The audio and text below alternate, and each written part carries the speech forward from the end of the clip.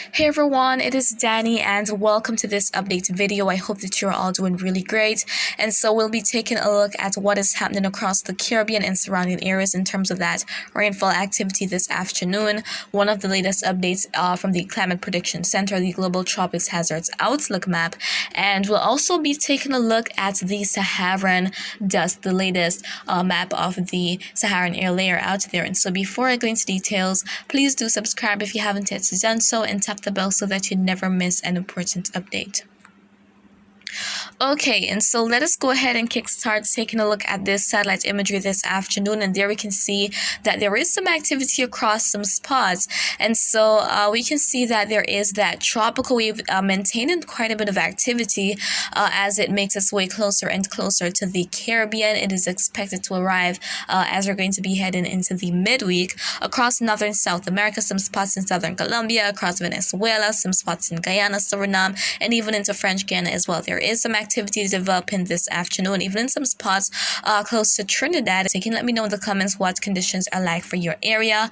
Going a bit further up into the Lesser Antilles, going up to the Leeward Islands and the northeastern islands, Puerto Rico, the Virgin Islands, we can see that there is more activity as we head more to the west. So heading more to Puerto Rico and the Virgin Islands, we see some thunderstorm activity developing, especially across western Puerto Rico. So since yesterday, the island has been receiving quite a bit of rain, thankfully to help offset the heat and drought conditions, but too much rainfall very quickly can result in flash flooding for some areas. So hopefully none of that is taking place right there right now. And then heading into most of the Lesser Antilles, there isn't anything crazy going on this evening. Things are clearing up for the ABC Islands. There wasn't much happening, but there was some cloud cover, so that's clearing up.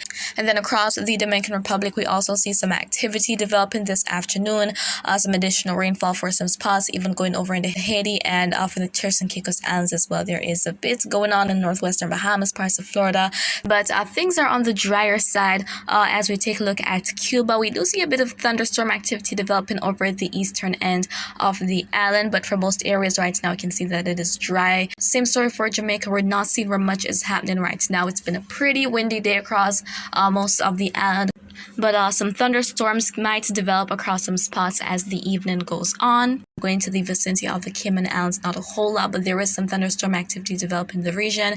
Heading on over into Central America, there is a contrast compared to other parts of the Northern Caribbean, where we are seeing that there is a lot of activity taking place across some spots. Some areas are likely receiving some heavy rainfall or even just some overcast weather. And we also see that there's lots of activity over in the Eastern Pacific, some of which is in association with a disturbance over there, given a high chance to develop. So that could become a system over there, but unlikely to be a threat to land as it is going to be accelerated more toward the west. And so guys, that is what is happening across the region. And as we take a look at the latest surface here we have our three tropical waves propagating across the region. That other one that was inducing loss of rainfall has its axis extended from the Dominican Republic down into the most northwesterly side of Venezuela. So it's going to continue until it eventually makes its way over into the Eastern Pacific. And what we see happening a lot is that these tropical waves, they don't develop in the Atlantic, but when they head over into the Eastern Pacific, that is when we start to see some development and they become cyclones sometimes over there. Not all of them become cyclones. So that tropical wave is helping to enhance that rainfall across the Dominican Republic and even Haiti as well. But it is weakening and it could kick up some more convection, especially in the Southwest Caribbean and across some spots in Central America. As we progress through the early part of this week, there's another tropical wave approaching, but there isn't much going on for it. No significant convection is really noted in association with it right now. It could be the reason for some of that rainfall activity down in some spots in Guyana, going to Trinidad, and even for northeastern Venezuela. But aside from that, there isn't anything significant going on with that wave. However, there's another one behind that wave that should approach the Caribbean as we progress to the midweek, and that one we can see potentially dump a good downpour across the eastern islands around that time, but I will continue to keep you guys posted on that. So that is something that remains pretty much likely. And now we want to go ahead and talk about the Saharan dust. So it is entering the Caribbean, and some of you guys, especially over in the eastern islands, might be noticing that it's pretty hazy. And by the way, if you haven't seen my Saharan dust video on my second channel, Weather Extras, you can go ahead and check it out to find out how the dust reaches the Caribbean, as well as some of the advantages and disadvantages of it. I'll leave the link down in the description below, so you can go ahead and check that out. But as of now, there we have that dense plume of all that dry air extended across the tropical Atlantic, that dry air and dust. So there's that tropical wave, and if it manages to survive all of this, which I think that likely there's going to be some decrease in activity at some point, if it manages to sustain enough activity, that is how it will be able to bring some substantial rainfall to the eastern islands. But if it doesn't, then it is going to be bringing minimal to no rainfall for some areas. We even have some dry air and dust in some spots of Jamaica, going to Cuba and across the Bahamas and the Turks and Caicos Islands as well. And this is not something uncommon for the month of July. This is when the Saharan dust is very much dominant out there right now. And so in the thumbnail of this video, I mentioned that there is some bad news for Jamaica. Now, you might be sticking around wondering what that bad news is,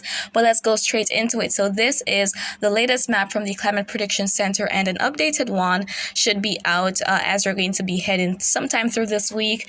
And so we have a lot of colors right here, lots of spots highlighted. Now, look into week 2, which is from the 12th to the 18th of July. This is what they are expecting. And so if we look closely at the vicinity of the Caribbean, we will notice some brown spots, even that green area right there, and those yellows. Now, what do they mean? Well, that brownish shade, that represents the probability of seeing below average rainfall, meaning that things will be a bit drier. And we see that extends across some spots of the central Caribbean, including Jamaica, going down into Panama and across some other sections of northern South America, even going to Venezuela, especially eastern Venezuela, Guyana, Suriname, French Guiana, and the northernmost part of Brazil. Below average rainfall is more probable for those spots. So Jamaica extended into southern Central America, specifically for Panama, and across northern South America. Below average rainfall is expected throughout that time. And even looking at week 3, we also see that the same areas are not expected to receive as much rainfall, with the exception of Jamaica. And I also want you guys to take a look closely where you see that yellow shade. So that is indicating the probability of above average temperatures. So it is likely that things are going to be on the warmer side, coupled with those drier conditions. But what we see happening some afternoons is that the rainfall activity develops across some spots. Some of us get some thunderstorms, but that is not the case for most areas. So it's going to be pretty dry and hot throughout this time frame. At least that is what is expected, with those with the possibility of those isolated showers and thunderstorms, which are very much appreciated considering the heat. And what will help to enhance this is that plume of Saharan dust coming in, and the dust, it helps to stabilize weather conditions and prevent any major rainfall activity from taking place. And so guys, this is unfortunate because the heat is taking its toll. But what I will encourage you to do is to be mindful of water usage, because of course with these drier than normal conditions, droughts can happen across some areas, and not just Jamaica, but also for any other areas experiencing a prolonged period without any significant rainfall. There can be droughts, and with that heat, that can even kick up some respiratory conditions. So stay as cool as possible, and please remember to be hydrated as you're going out.